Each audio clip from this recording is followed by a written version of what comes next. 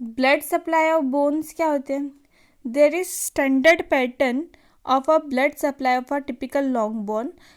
Blood supply of an individual bone will be discussed where consider relevant. The blood supply of a typical long bone is derived from following sources.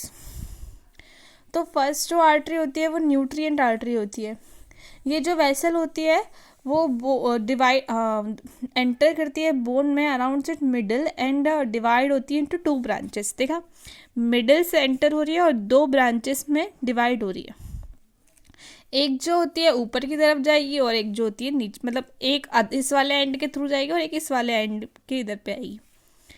Each of this further divided into lashes of parallel vessels. और ये भी फिर बहुत सारे parallel ऐसे vessels में divide होती हैं जो कि रन करती हैं रिस्पेक्टिव मेटाफाइजिस की ओर.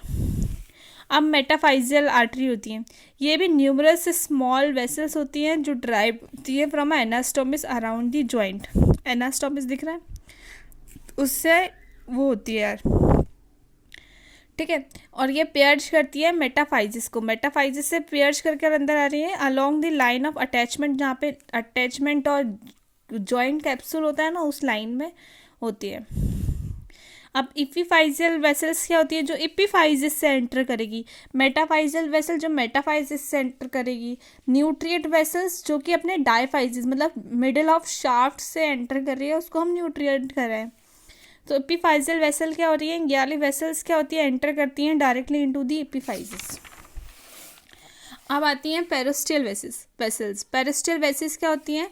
पेरिस्टियम has a rich blood supply होता है from which many little vessel enter करती हैं बोन में टू सप्लाई करने के लिए. रफली आउटर जो थर्ड एरिया होता है कॉर्टेक्स का, उसको सप्लाई करने के लिए बहुत सारी लिटिल वेसल आती हैं, उसको हम पेरिस्टियल वेसल्स कहते हैं.